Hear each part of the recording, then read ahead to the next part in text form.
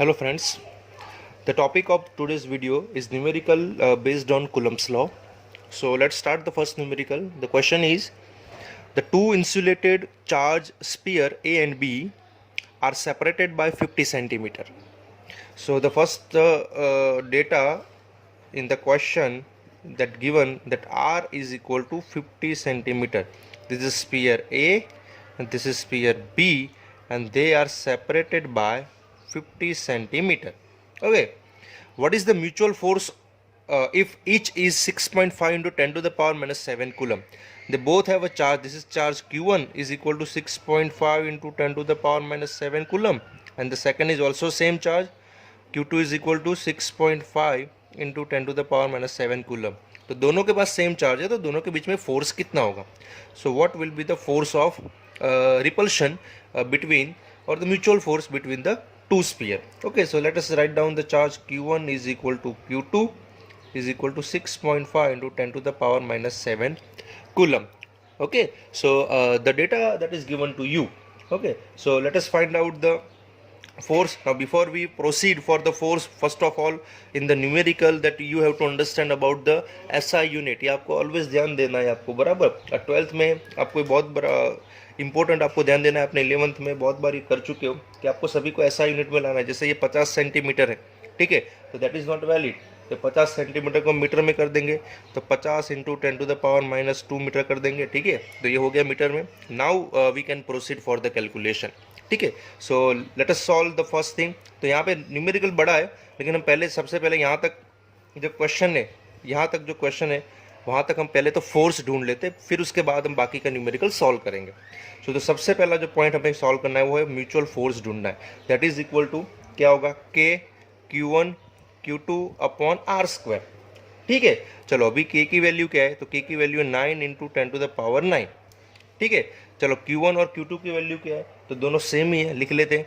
6.5 into 10 to the power minus 7 Q1 and then multiply by Q2, again 6.5 into 10 to the power minus 7. Got it? Now again, what is the value of R? R is nothing but 50 into 10 to the power minus 2 का square, ठीक है. तो ये हमने value substitute कर दी. Okay, अगर आप इसको परफॉर्म करो, बराबर, इसको मल्टीप्लाई डिवाइड आपको करना है, ठीक है, तो आप you will get the answer 1.5 into 10 to the power minus 2 Newton. So you got the value of force between both the sphere. Okay, that is equal to 1.5 into 10 to the power minus 2 Newton. Okay, तो ये हमारा पहला जो numerical का जो portion था वो solve हो चुका है. अभी आगे क्वेश्चन को पढ़ते हैं कि क्या बोला हुआ है. कि what is the force of repulsion if each sphere is charge double and the distance is half. क्या होगा कि अगर ये दोनों स्फीयर के चार्ज को हम डबल कर दें? आप समझे कि नहीं? दोनों स्फीयर को चार्ज को हम डबल कर दें और उसके बीच के डिस्टेंस को हम आधा कर दें, तो आपका नया जो फोर्स बनेगा, क्योंकि फोर्स चेंज हो जाएगा, तो वो नया फोर्स कितना होगा? तो चलो वो सॉल्व करते हो. तो आपको कैसे करना है? तो ऐसे मल्टीपल आपको कोई भी सिचुएशन दे सकते. किसी एक का चार्ज डबल करो तो फोर्स कितना होगा, डिस्टेंस को डबल करो तो फोर्स कितना होगा, डिस्टेंस आधा करो तो फोर्स कितना होगा, चार्ज आधा करो तो फोर्स कितना होगा, चार्ज डबल करो तो फोर्स कितना होगा. कोई भी ऐसा आपको सिचुएशन दे सकते. तो आपको क्या करना है? जो क्वेश्चन में बोला उसको लिखते हैं. ओके, तो जो सेकंड क्वेश्चन है उसके अंदर क्या है? तो नया फोर्स क्या बन जाएगा? तो नए फोर्स को हम क्या लिख लेते हैं? एफ डैश, ठीक है. सिंबल एक में एफ हुआ तो दूसरे में सिंबल यूज चेंज कर देते हैं. चलो, तो के ही रहेगा, उसमें तो कोई चेंजेस होगा नहीं, ठीक है. अभी चार्ज डबल कर दिया है, तो पहला चार्ज हो गया Q1 और दूसरा चार्ज क्या हो गया? Q2, 2Q2. तो Q1 मल्टीप्लाई बाय 2Q2, ठीक है. तो चार्ज हमने डबल कर दिया. अभी क्या बोला है? डिस्टेंस आधा करना पड़ेगा. तो डिस्टेंस को आधा करो तो R/2 कर दो और उसका स्क्वायर, ठीक है. तो डिस्टेंस आधा हो गया. तो अभी आपका इक्वेशन मॉडिफाइड हो जाएगा. कैसे मॉडिफाइड हो जाएगा? ये R2 का स्क्वायर क्या हो जाएगा? 4 हो जाएगा. 4 ऊपर चला जाएगा. ये भी 2 2 जा 4 हो जाएगा, ठीक है. तो ऊपर क्या हो जाएगा आपका answer? 16K Q1 Q2 upon R square, ठीक है कि नहीं? तो ये आपका इक्वेशन इस तरह से मॉडिफाइड हो गया. मतलब आपको समझ में आया क्या हुआ? आपका जो फोर्स था वो क्या हो गया? 16 टाइम्स F हो गया. तो आप ऐसे लिख सकते हो F dash is equal to 16. ये क्या है? F है और कुछ नहीं है. तो 16 टाइम F हो गया. तो एफ, तो आपको दोबारा ये सब कैलकुलेट करने की जरूरत नहीं है, आपने ऑलरेडी कैलकुलेट करके बैठे हो। तो आपको क्या करना है, तो my F dash is equal to 16 multiply by F. F कितना था आपका 1.5 into 10⁻⁻2 newton. So you will get F dash is equal to 0.24 newton. बस ये आपका आंसर हो गया। बस आपको ऐसा करना है, ठीक है। तो आपको इस तरह से मॉडिफाइड करना है, और आप ऑलरेडी ये एफ ला चुके हो, तो आपको दोबारा के की वैल्यू, Q1 की वैल्यू, Q2 की वैल्यू या फिर यहाँ पे वैल्यू डाल के मल्टीप्लाई करके ऐसा लेंथी करने की जरूरत नहीं है। आप सीधा इसको मॉडिफाई करो, you will get 16 times and then you can multiply by 16, so you will get the answer. तो ये तरीका है उसको सॉल्व करने का। तो ये आपका आंसर हो गया। अभी एक जो तीसरा क्वेश्चन उसमें पूछा हुआ है, वो तीसरा ये है, then what is the force if the two sphere are placed in the water and the dielectric constant of water, जिसका सिंबल है K, उसका वैल्यू है 80। अब देखो यहाँ पे एक बहुत इंपॉर्टेंट, डाइलेक्ट्रिक कांस्टेंट क्या हो गया, मतलब ये रहा K, ये वैक्यूम के लिए इक्वेशन था। लेकिन अगर मैं इसको पानी में डाल दूं, तो पानी में डालूंगा तो क्या होगा, तो आपको ये चीज़ ध्यान देनी है, बस ये इक्वेशन आपको ध्यान देना है। तो जब भी आपको अदर देन कुछ भी मटेरियल दिया जाए अदर देन वैक्यूम, तो आपको एयर या वैक्यूम के अदर देन आपको कुछ भी दिया जाए, कि पानी में डाला हुआ है या इधर कोई और चीज़ में डाला हुआ है, तो आपका इक्वेशन कैसे मॉडिफाई होगा, तो आपका इक्वेशन ऐसे मॉडिफाई होगा कि द फोर्स इन वाटर, ठीक है, कितना होगा, द फोर्स इन एयर, जो कि ये था ऑलरेडी एयर के अंदर ही था, ठीक है, ये एयर के अंदर ही था, ठीक है, divide by the dielectric constant, बस उतना करना है। The force in water is equal, किसी ने बोला भाई ऑयल में डाल दिया, तो बस जो भी वैल्यू उसको उससे डिवाइड कर देना है। जो भी फोर्स आपका एयर में आता है उस वैल्यू को आपको कैसे डिवाइड कर देना है। तो ये अपने एयर में ऑलरेडी आप ले चुके हो, 1.5 इंटू 10⁻⁻2, आपके पास ऑलरेडी ये वैल्यू है ही, ठीक है। और डिवाइड बाय क्या करना है, डिवाइड बाय 80 कर देना है, और कुछ नहीं करना है, ठीक है। तो ये जो आंसर आएगा वो आंसर कितना आएगा आपका, तो ये आंसर आएगा 1.9 इंटू 10⁻⁴ न्यूटन। सो जो आपका फोर्स होगा वाटर में वो इतना हो जाएगा। The force in the water will be change by this, okay, change to this value, ठीक है, चेंज टू दिस वैल्यू। तो ये आपको ये गिनना है। तो ये इक्वेशन है, आपको जो ध्यान देना है, जिसके ऊपर से क्वेश्चन पूछे जाते। Let's perform the another example of Coulomb's law. The question is, the charge on the is sphere is 6.5 into 10⁻⁷ coulomb. A third sphere of a same size but uncharged is brought in contact with the first and then brought in contact with the second and finally removed from both. What is the new force of repulsion between them? तो आपके पास दो spear है, उनको नाम दे देते A and B। उन दोनों के ऊपर सेम चार्ज है, दैट इज Q, जिसका वैल्यू यहाँ पे क्वेश्चन में दिया हुआ है, ठीक है। अभी उन्होंने बोला है कि तीसरा स्पीयर उसी साइज का जो कि अनचार्ज है, अनचार्ज है मतलब उसके ऊपर चार्ज 0 है, जिसको नाम देते हैं हम C, उसको पहले A के साथ कांटेक्ट में लाया गया, फिर उसके बाद B के साथ कांटेक्ट में लाया गया, और फिर उसको रिमूव कर दिया। बारी बारी से A और B के साथ कांटेक्ट में लाया गया। C को पहले A के साथ कांटेक्ट में लाया गया, फिर C को बाद में B के साथ कांटेक्ट में लाया गया, फिर उसको रिमूव कर दिया। तो A और B के बीच में नया फोर्स क्या होगा। अब आपका क्वेश्चन होगा कि उसको कांटेक्ट में लाने से क्या होगा। तो देखो अब ध्यान से समझना, इनिशियली A के पास कितना चार्ज था Q, और उसके साथ कौन सा स्पीयर लाया आपने C के ऊपर कितना चार्ज था 0। तो ये दोनों स्पीयर को जब आप टच करवाओगे तो ये दोनों के बीच में चार्ज ट्रांसफर होगा, और ये तब तक ट्रांसफर होगा जब तक दोनों के ऊपर चार्ज सेम नहीं हो जाता। तो दोनों के ऊपर चार्ज कितना है, तो इसके पास Q है, इसके पास तो कुछ है ही नहीं, तो दोनों के ऊपर आधा आधा डिवाइड हो जाएगा। मतलब आधा मतलब कितना, Q/2, Q/2। The total charge on both the sphere कितना है, Q+0, ठीक है। दोनों के ऊपर कितना चार्ज है टोटल, Q+0। तो जब आप कांटेक्ट में लाओगे A और C को, तो ये कांटेक्ट में जब लाने से क्या होगा, चार्ज ट्रांसफर होगा, और चार्ज ट्रांसफर होने से क्या होगा, दोनों में चार्ज आधा आधा डिवाइड हो जाएगा। तो जब सबसे पहले आप A को C के साथ कांटेक्ट में लाओगे तो चार्ज आधा आधा डिवाइड हो जाएगा। अब आपके C के पास कितना चार्ज हो गया, Q/2। तो C के पास अभी कितना चार्ज हो गया, Q/2। Got that. अभी C को किसके साथ कांटेक्ट में लाया, सेकेंड टाइम में B के साथ। तो when you make them connect B and C, then what will happen to B and C, तो जब बी और सी को वापस जब आप टच करोगे तो भी क्या होगा, अगेन बी और सी में चार्ज ट्रांसफर हो जाएगा, और एक तब तक ट्रांसफर होगा जब तक दोनों के ऊपर के चार्ज सेम नहीं हो जाते।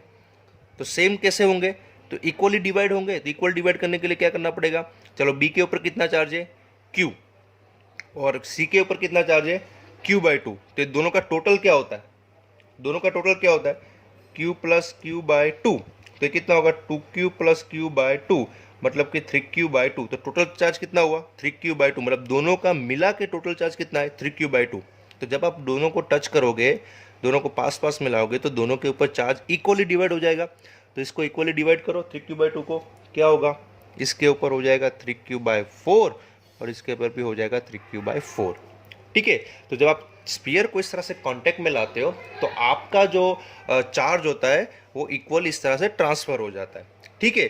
तो अभी आपके पास finally after touching A and B with the C, what is the new charge on A? The new charge on A is nothing but the Q/2. Look at this. The new charge on A is nothing but the Q/2 after touching C. Now what is the new charge on B after touching C? The new charge on B is nothing but the 3Q/4. So 3Q/4. Okay. And now they are separated by a distance of what? Now they are separated by a distance of the question may the distance they are, sorry I forgot to mention, the distance is nothing but again this 50 centimeter. Okay, the distance is again a 50 centimeter, same as the previous question. Okay, so ये भी इस तरह से आपको दिया है। तो इस तरह से आपका जो चार्ज है ना मॉडिफाइड हुआ। देखो ऐसे भी क्वेश्चन पूछे जाते हैं जहाँ पे चार्ज को इस तरह से मॉडिफाई कर सकते हो आप।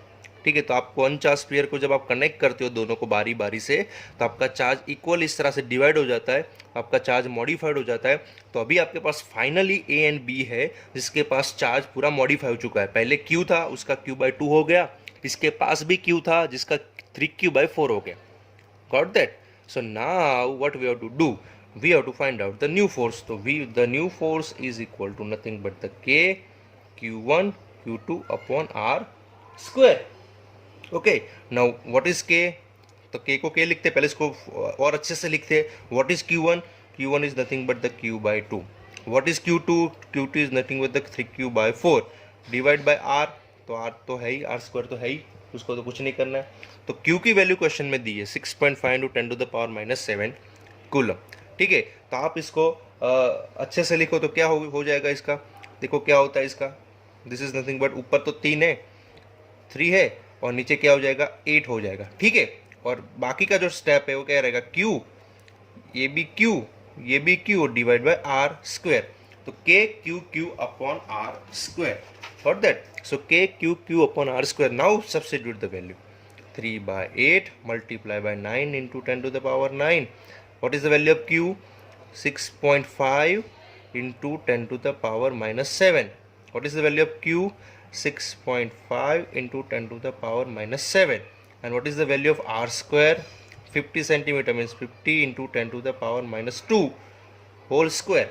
Got that? So 50 into 10⁻⁻2 whole square. Now if you perform the this operation of calculation, then what you will get, you will get the value is equal to 5.7 multiplied by 10⁻⁻3 Newton. That is equal to your force. Let us solve one more numerical for from the Coulomb's law. So the question is 2-point charges of charge value capital Q and small q are placed a distance x and x/2 from the third charge 4q on the straight line. तो दो charge है capital Q and small q, और दोनों को रखा गया है at a distance x and x/2 from the third charge.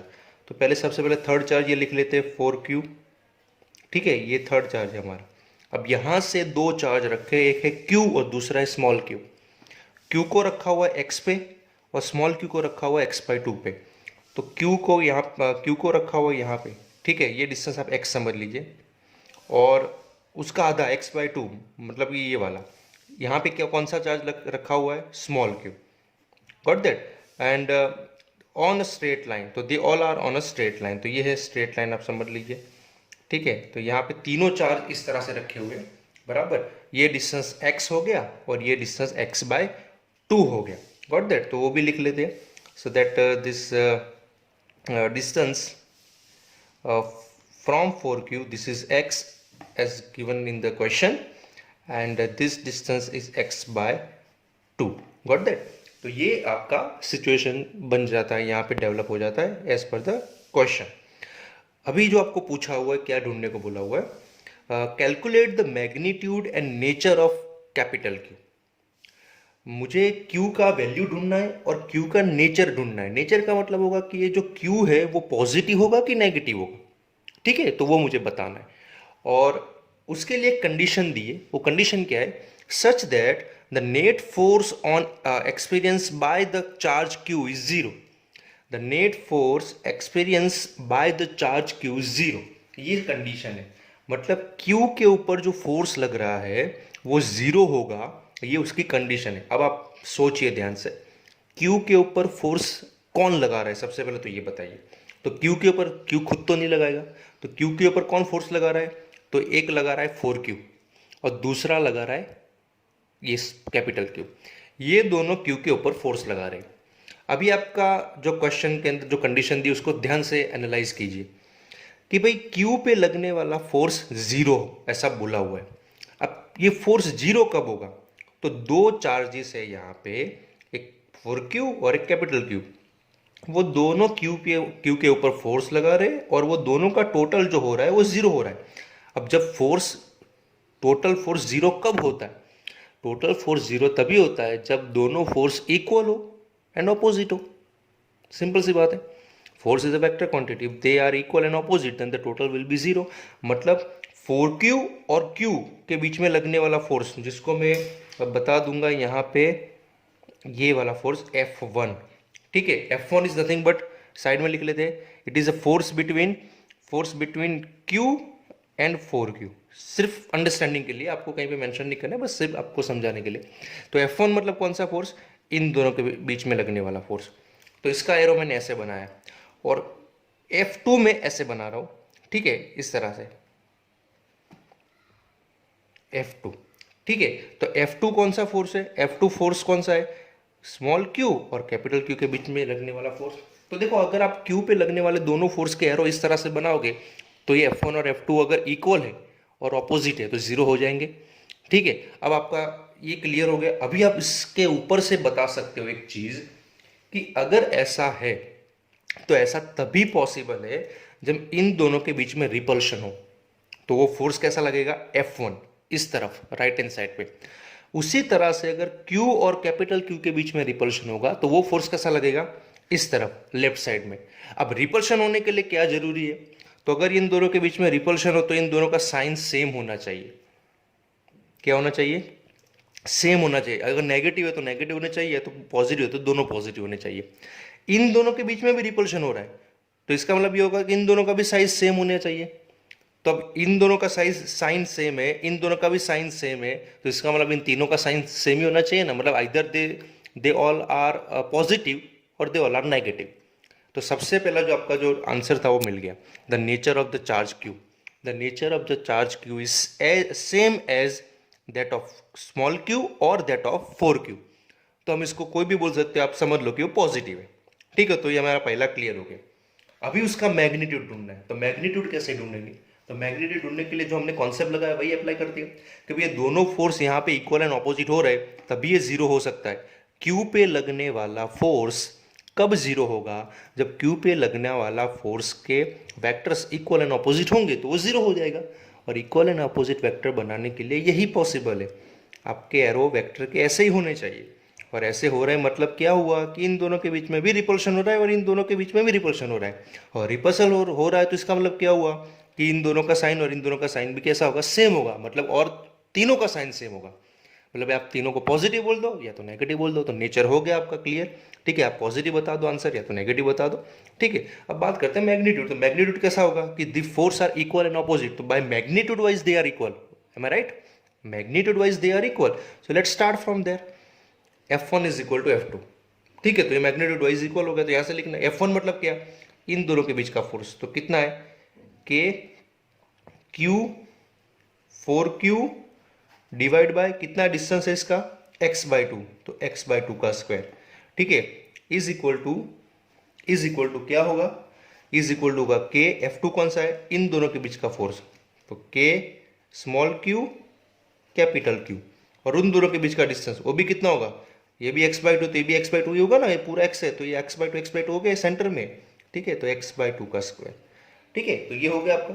चलो अभी जो उड़ता है उसको उड़ा दो, ठीक है, तो क्या क्या उड़ रहा है भाई, तो यहाँ पे सीधा सीधा सब कुछ उड़ ही रहा है ना, क्या उड़ रहा है, देखो k उड़ रहा है, ठीक है, यहाँ पे आपका k गया, चलो q भी गया, यहाँ पे x/2 स्क्वायर x/2 का स्क्वायर भी गया, तो बस हमारा आंसर हो गया, कैपिटल Q इस तरफ बचा और इधर क्या बचा 4Q, मतलब कैपिटल Q का वैल्यू कितना होगा 4Q, मतलब कितना होगा, ये जो चार्ज है ना उतना ही चार्ज यहाँ पे होगा, ठीक है, यहाँ पे Q का वैल्यू नहीं दिया है तो हमारा आंसर ऐसा ही रहेगा, अगर Q का वैल्यू दिया होता तो हम 4 से मल्टीप्लाई करके हमारा आंसर एक नंबर में मिलता, ठीक है, तो इस तरह से आप इस न्यूमेरिकल को गिन सकते हैं। तो एक न्यूमेरिकल आपको होमवर्क में करना है, calculate the distance between the two proton such that the electrical repulsive force between them is equal to the weight of either, बराबर।